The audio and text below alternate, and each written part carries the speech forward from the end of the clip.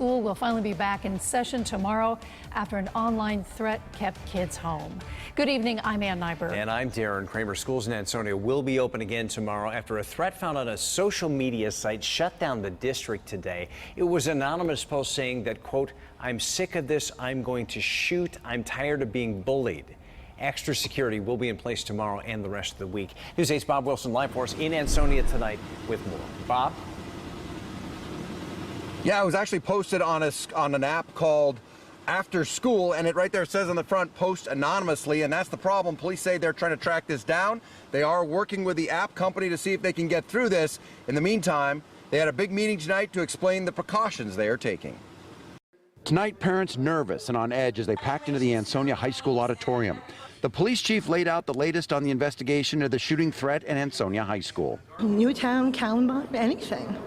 You know, even that stabbing with the prom incident in Milford. I mean, your mind just goes there.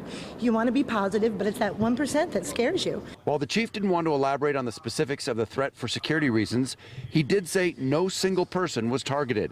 The threat came in through an app called After School, where students are allowed to talk to each other without revealing their identity. You don't have to register.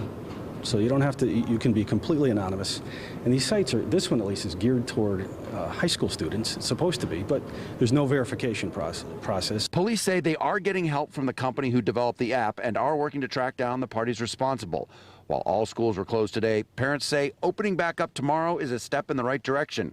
But having to have that conversation with young kids about school shootings is difficult to do. Have you had the conversation with your kids? I mean, they're young.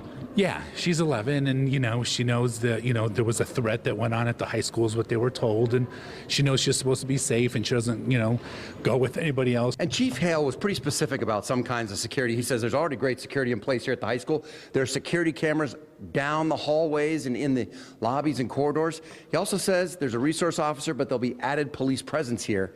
There'll also be security you won't see on the campus, and he wouldn't want to elaborate on that. He says he doesn't want to give away their security plan. Be here and have that presence and continue to investigate this, and we're looking for any information we can get from the public on this matter. No matter how trivial it is, let us determine whether it's important or not.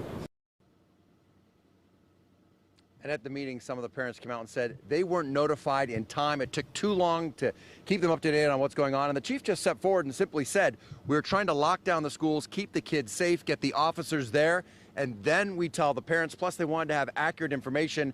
When something is posted like that to an app, it's difficult to get it confirmed, difficult to get all the pieces in place, and they'd rather have the kids, the students safe than get it out to the parents the other way around. I'm Bob Wilson, reporting live in Ansonia, News 8.